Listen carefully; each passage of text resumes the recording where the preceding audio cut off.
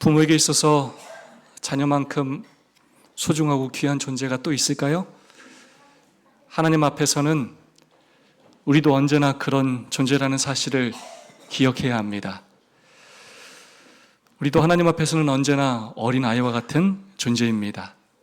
오늘 우리도 다시 한번 주님 앞에 우리 자신을 온전히 드리는 헌신의 안식일이 되시기를 소망합니다.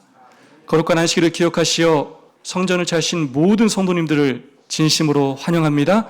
오늘 옆사람과 사랑과 소망을 담아서 뜨겁게 인사하고 시작하도록 하겠습니다. 서로 안아주시면서 하늘까지 함께 갑시다. 인사해 주시면 감사하겠습니다.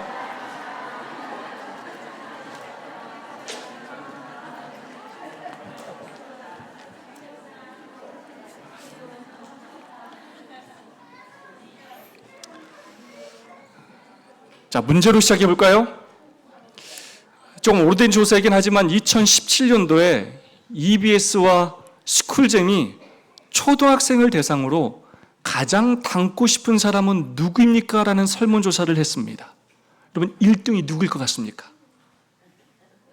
1등이 누구일 것 같습니까? 네, 바로 전 피겨스케이팅 선수인 김연아 선수가 뽑혔다고 합니다. 세종대왕과 이순신 장군보다도 앞서고 있습니다. 참 대단하지 않습니까? 김연아 선수는 2016년에도 대학생이 가장 존경하는 국내 인물로 뽑히기도 하였습니다. 피겨스케이팅 불모지인 한국에서 정말로 어려운 여건에서 어린 나이에 피나는 연습과 노력을 통해서 올림픽에서 금메달과 은메달을 딴 성공한 사람인 것이 사실입니다. 또한 지금까지 50억 원이 넘는 돈을 어려운 사람을 위해 기부해 왔다고 합니다. 그의 금메달이라는 업적뿐만 아니라 나누고 베푸는 삶 때문에 여전히 사람들에게 사랑과 존경을 받는 것 같습니다. 그렇다면 이렇게 사랑받고 존경받는 김연아 선수는 어떻게 만들어지게 되었을까요? 누구의 영향이 가장 컸을까요? 코치를 비롯하여 많은 사람이 있었겠지만 그중 가장 큰 영향을 끼친 사람은 바로 그의 어머니 박미희 씨였습니다. 그녀가 쓴 책 아이의 재능에 꿈의 날개를 달아라. 예, 이런 내용이 나옵니다. 김연아 선수가 스케이트를 만난 것은 7살 때였다고 합니다. 방학 특강반에서 취미로 시작한 그것이 인연이 되어서 재능이 있다는 코치의 말 한마디에 엄마는 고민에 빠지게 되었다고 합니다. 왜냐하면 피겨는 인기 스포츠도 아니었고 많은 돈이 들어가는 스포츠였기 때문입니다. 그러나 엄마의 안이함 때문에 아이의 재능을 섞일 수 없다고 판단한 어머니는 김연아 선수가 좋아하고 재능이 있는 것을 발견하고는 결국 김연아 선수에게 피겨를 가르치기로 결심하였습니다. 그러나 피겨를 배우는 과정이 만만치가 않았습니다. 허리띠를 졸라 마련해야 했던 레슨비와 링크장 대관비, 아이를 데리고 멀리 떨어진 훈련장을 하루도 빠짐없이 오가는 그 일은 온전히 엄마의 몫이었습니다. 링크장 사용 시간에 쫓겨 연습장을 옮겨 다녀야 했고 IMF로 닥친 가게의 재정적 위기와 또 심각한 부상은 스케이팅을 포기할 생각까지 자주 만들게 하였습니다. 하지만 그런 시련을 겪을 때마다 포기하지 않고 꿈을 향해 계속 앞으로 나아갔다고 합니다. 책에 이런 글이 있습니다. 저는 제 아이를 공부했어요. 아이가 공부하는 것을 공부했고 아이가 공부해야 할 것을 공부하기도 했어요. 아이가 놓친 것은 제가 따로 공부해서 알려주기도 했어요. 자신의 딸에 대해서 공부했고 피겨스케이팅에 대해서 공부했고 포기하지 않고 이 길을 갈 뿐만 아니라 더 성장할 수 있도록 끊임없이 아낌없는 지원과 동기부여를 해왔다는 것입니다. 어머니가 딸의 매니저로, 딸의 코치로 10여 년의 그 긴 시간을 헌신적으로 뒷바라지 해왔기 때문에 한 우물을 팠기 때문에 오늘의 김연아 선수가 존재하게 되었다는 것입니다. 자녀 교육에 관한 이런 유명한 말이 있습니다. 자녀는 부모가 쏘는 대로 날아가는 화살과 같다. 부모가 어떤 의지를 가지고 어떻게 가르치냐에 따라 자녀는 달라진다는 것입니다. 부모가 바라보는 방향에 따라, 당기는 힘의 강약에 따라 자녀의 미래가 달라진다는 것입니다. 그들의 가치관과 그들의 인생관이, 그들의 신앙관이 달라지게 된다는 것입니다. 자녀의 삶에 가장 큰 영향을 끼치는 사람은 바로 부모라는 것입니다. 그래서 훌륭한 인물들을 자세히 살펴보면 반드시 그 뒤에 부모님이 있는 것을 보게 됩니다. 위대한 과학자였던 아인슈타인도 마찬가지였습니다. 아인슈타인은 말도 제대로 못하고 심부름도 잘 못하는 또래보다 아주 늦은 아이였습니다. 그래서 생활기록부에 무엇에건 성공할 가능성이 아주 희박함이라고 기록되어 있었습니다. 그러나 그의 어머니는 그렇게 생각하지 않았습니다. 알베르트, 하나도 걱정할 거 없어. 넌 다른 사람이 가지지 못한 좋은 소질을 가지고 있거든. 자신감을 가지고 공부하면 네가 가진 소질이 발휘되어 너의 개성을 마음껏 펼칠 수 있을 거야. 어머니가 아들을 믿어주고 아들을 바른 방향으로 지도해 주었기에 마침내 위대한 과학자가 된 것입니다. 오늘 살펴볼 성경의 인물인 사무엘도 마찬가지입니다. 사무엘상 2장 26절의 말씀입니다. 아이 사무엘이 점점 자라매 여호와와 사람들에게 은총을 더욱 받더라. 사무엘이 자라매 여호와와 사람들에게 은총을 받았습니다. 존경을 받았습니다. 영적 암흑기였던 사사시대의 마지막 사사로 흑암 중에 희망의 등불이 되었습니다. 그 부도덕한 시대적 환경 속에서도 신실하고 성실하게 하나님의 뜻을 증거하며 가장 위대한 선지자의 한 삶으로 그는 봉사하였습니다. 사무엘상 3장 19절의 말씀입니다. 사무엘이 자라매 여호와께서 그와 함께 계셔서 그 말로 하나도 땅에 떨어지지 않게 하시니 그리하여 그가 하는 말이 단 하나도 땅에 떨어지지 않았습니다. 백성에게 사랑과 존경을 받는 영향력 있는 선지자가 되었습니다. 그렇다면 어떻게 사무엘이 그런 사람이 될 수 있었을까요? 누가 가장 큰 영향을 끼쳤을까요? 네, 바로 그의 어머니 한나 때문이었습니다. 그래서 오늘은 한나의 어떤 삶이 그런 위대한 선지자를 만들게 하였는지 한나의 삶에서 배울 교훈을 찾아보면서 오늘 우리가 어떻게 우리의 자녀를 양육해야 하는지 살펴보도록 하겠습니다. 한나의 삶에서 배울 교훈 첫 번째, 한나는 기도하는 어머니였습니다. 사무엘상 1장과 2장은 의도적으로 이 부분을 강조하고 있습니다. 한나가 마음이 괴로워서 여호와께 기도하고 통곡하며 서원하여 가로되 왜 그녀의 마음이 괴로웠느냐? 그녀의 삶에 큰 문제가 있었습니다. 큰 고통이 있었습니다. 여호와께서 그로 성대치 못하게 하시니 모든 이스라엘 여자들의 바람이 아들을 낳는 것인데, 메시아를 고대하는 것인데 아이를 낳지 못했습니다. 남편의 사랑을 받긴 했지만 다른 사람들이 다 누리는 그 기쁨과 행복을 느끼지 못했습니다. 다른 무엇과는 비교할 수 없는 큰 결핍이 그녀에게 있었습니다. 한나가 아이를 낳지 못하자 애가 나는 새 아내 분인나를 맞아들였습니다. 이 일로 인하여 가정의 평화가 깨지고 말았습니다. 결혼한 분인나는 아들과 딸을 낳았고 자신이 아들과 딸을 낳았음에도 불구하고 한나에게 잘해주는 그 남편 때문에 분인나는 한나를 시기하고 질투하였습니다. 뿐만 아니라 한나에게 오만하고 불손하게 행동하였습니다. 남편이 한나를 사랑했지만 그 모든 상황이 그녀의 마음을 너무나 상하게 하였습니다.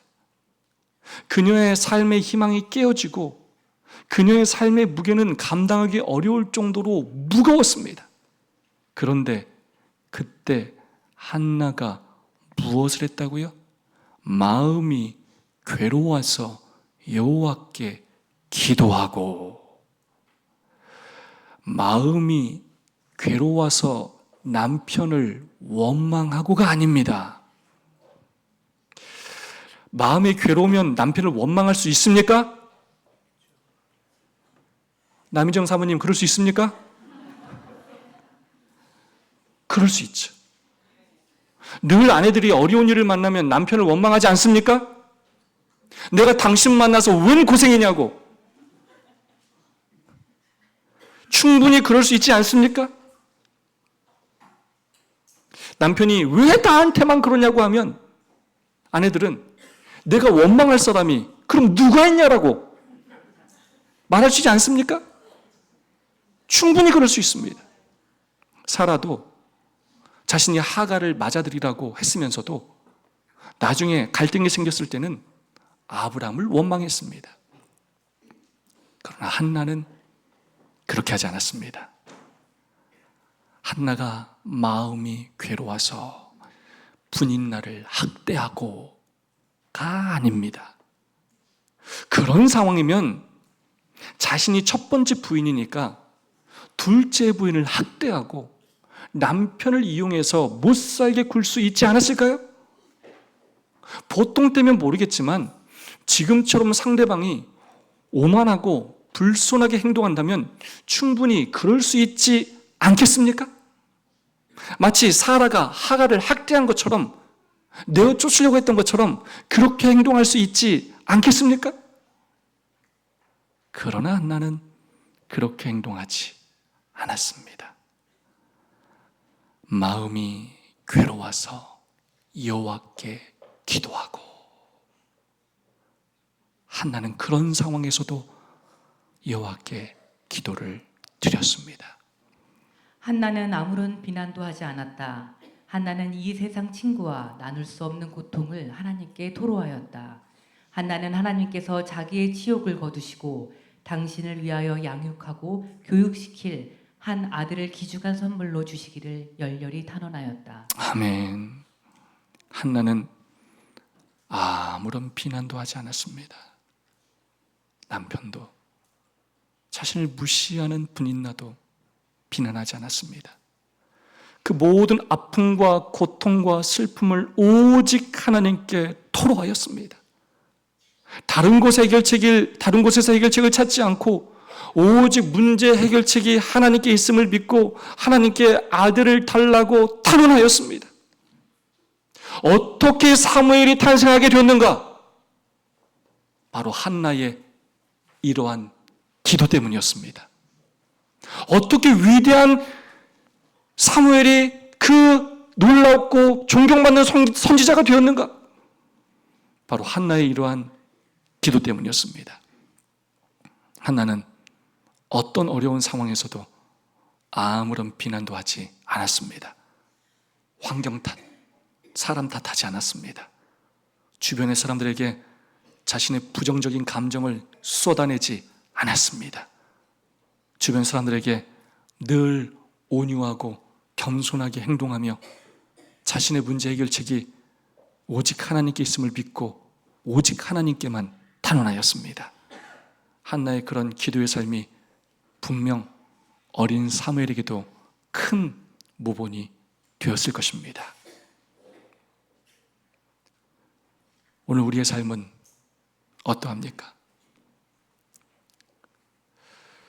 우리는 얼마나 자주 자녀들 앞에서 그 문제를 해결하기 위해 하나님께 기도하기보다 주변 사람들을 비난할 때가 얼마나 많이 있습니까? 얼마나 자주 엉뚱한 곳에서 해결책을 찾고 있습니까? 아무리 어려워도, 아무리 상황이 좋지 않아도 주변 사람들을 비난하는 것 정말 조심해야 합니다. 우리의 자녀들이 다 보고 배우기 때문입니다. 그런 일이 있을수록 더 하나님 앞에 간절히 기도하는 모습을 보여줘야 합니다. 문제 해결책이 하나님께 있음을 진심으로 믿고 자녀와 함께 기도해야 합니다. 그럼 한나가 슬플 때만, 고통 중에만 기도했느냐? 그렇지 않습니다. 한나는 기쁠 때도 기도했습니다. 사무엘상 2장이 바로 기도 응답을 통해 사무엘이 태어난 후, 사무엘을 하나님께 드린 후에 드리는 한나의 찬양의 기도입니다. 한나가 기도하여 가로되 내 마음이 여호와로 인하여 즐거워하며. 아멘. 한나는 슬플 때도 기도했고 기쁠 때도 기도하는 기도의 어머니였습니다. 자녀의 삶의 어떠한 상황에서도 늘 하나님께 맡기고 기도하는 어머니였습니다. 그런 그녀의 삶의 모본, 기도의 모본이 사무엘에게 전해진 것입니다. 오늘 저와 여러분이 한나처럼 어떠한 상황에서도 먼저 기도하는 모본을 보이는 부모가 되어주시기를 간절히 소망합니다. 한나의 삶에서 배울 교훈 두 번째는, 한나는 자녀를 하나님께 바쳤습니다. 사무엘상 1장 27절로 28절의 말씀입니다. 이 아이를 위하여 내가 기도하였더니 여호와께서 나의 구하여 기도한 바를 허락하신지라. 그러므로 나도 그를 여호와께 드리되 그의 평생을 여호와께 드리나이다 하고 그 아이는 거기서 여호와께 경배하니라. 사무엘이 그토록 위대한 선지자가 된 이유는 바로 한나가 사무엘을 하나님께 바쳤기 때문입니다. 많은 부모들은 어떻게 생각하느냐? 이 자식은 내 자식이다. 자신의 소유물처럼 생각합니다. 자신이 배 아파서 낳고 희생과 헌신으로 키웠기 때문에 내 것이라고 생각합니다. 알고 내 새끼. 그러나 한나는 그렇게 생각하지 않았습니다. 사무엘은 그의 외아들인 동시에 하늘의 특별한 선물이었다. 그러나 한나는 사무엘을 하나님께 성별된 보물로 받았으므로 그를 소유주이신 분께 돌려드리기를 주저하지 않았다. 이 자녀는 하나님께서 저에게 선물로 주신 자녀이니 저도 하나님께 사무엘을 드립니다. 이 자녀가 하나님의 자녀임을 인정하고 하나님의 뜻대로 사용해 주십시오라고 하며 그가 하나님께 바쳤습니다. 그렇게 귀한 아들이건만, 꿈에도 그리던 아들이건만 주신 분도 하나님이시오, 자신의 아들을 사용할 권한이 있는 분도 하나님이심을 인정하고 주저없이 아들을 드렸습니다. 그냥 드린 것으로 끝나지 않았습니다. 한나는 사무엘이 태어나기 전부터 그리고 태어난 후에도 다음과 같이 기도하며 가르쳤습니다. 지력이 싹트기 시작하는 초기부터 한나는 자기 아들에게 하나님을 사랑하고 공경하도록 가르치는 동시에 자신을 여호와의 것으로 여기도록 가르쳤다. 너의 인생은 너의 것이 아니다. 너는 하나님의 것이다. 너는 하나님의 사람이다. 하나님을 공경하고 하나님의 영광을 위하여 살아라 라고 가르쳤다는 것입니다. 이번 주 설교를 준비하면서 가장 마음에 와닿았던 구절입니다. 사무엘이 그토록 위대한 선지자가 된 이유를 부조와 선지자는 정확하게 가르쳐주고 있습니다.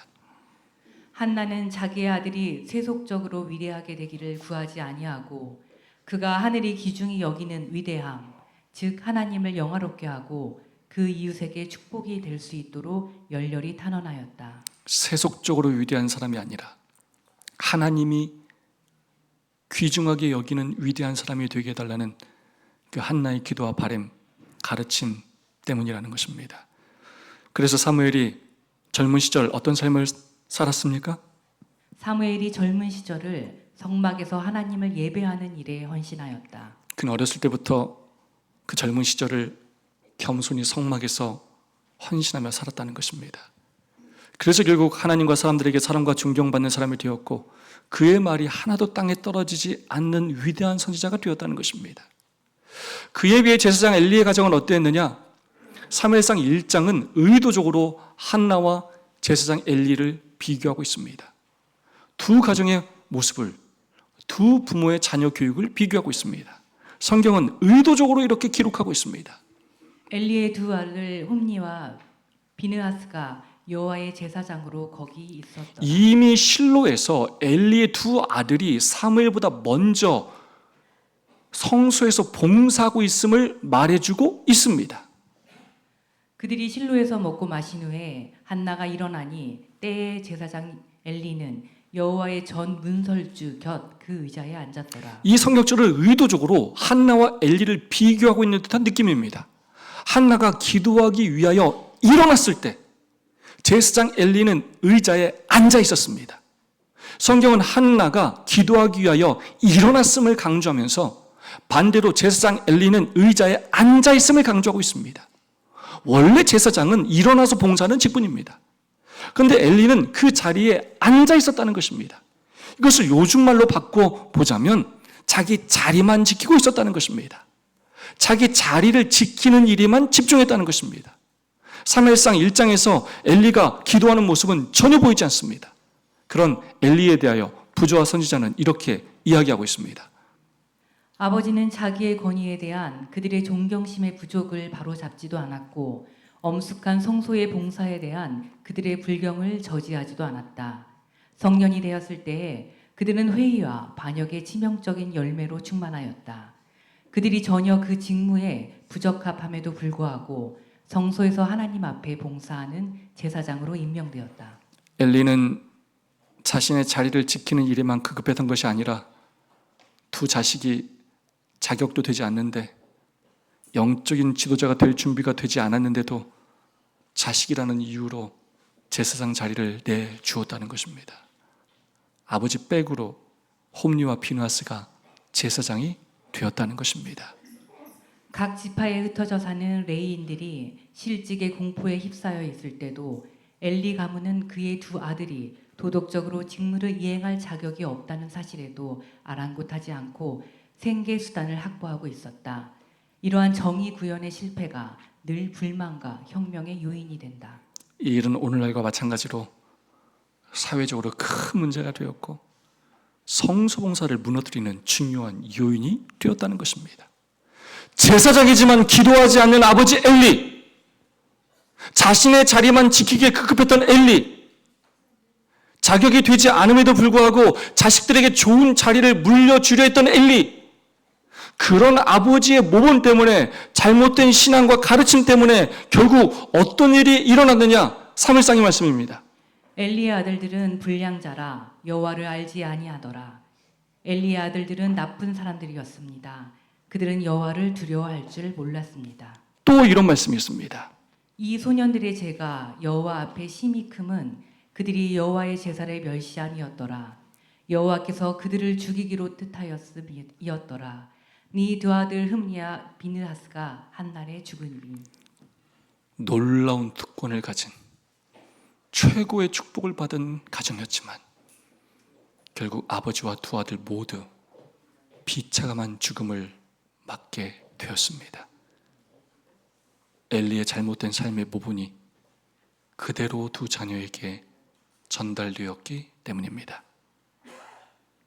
이 얼마나 두려운 역사의 교훈입니까? 여러분은 여러분의 자녀가 어떤 사람이 되기를 원하십니까? 전 세계 부모들의 마음이 한결같이 자녀 1순위 선호 직업이 전문직이라고 합니다. 의사나 변호사 등 전문직을 갖는 것을 부모들이 선호한다고 합니다. 그런 부모들의 마음을 충분히 이해합니다. 그러나 직업이 삶의 목적이 되지 말아야 합니다. 생계 유지가, 이 세상에서의 인정이, 안정된 삶이, 풍족한 삶이 우리의 삶의 목적이 되도록 가르치지 말아야 합니다. 엘리처럼 나의 유익을 지키는 그 자리만 지키며 살도록 가르치지 말아야 합니다. 한나처럼 기도하게 되기를 소망합니다. 한나처럼 우리의 자녀를 하나님께 드리기를 소망합니다. 이 세상의 위대함이 아니라 하나님 사업에 쓰임받는 사람이 되게 해달라고 기도하고 가르치고 먼저 헌신하는 부모들이 되시기를 소망합니다. 그래서 우리의 자녀들에게 다른 유산이 아니라 신앙의 유산을 물려줄 수 있는 부모들이 될 수 있기를 간절히 소망합니다. 자녀는 축복이면서 또한 큰 책임이기도 합니다. 하나님께서 잠시 맡기신 하나님의 선물들입니다. 예수님께서 재림하실 때 다시 돌려 드려야 합니다. 하나님의 뜻대로 양육함으로 자녀들이 우리의 삶에 큰 축복이 되기를 간절히 소망합니다. 마땅히 행할 일을 가르침으로 가정에서 최고의 기쁨과 행복과 보람을 느끼며 사시다 우리 주님 오시는 그날 주님께 기쁨으로 우리의 자녀를 돌려드리는 우리 모두가 되기를 간절히 바라며 오늘 말씀을 마치겠습니다.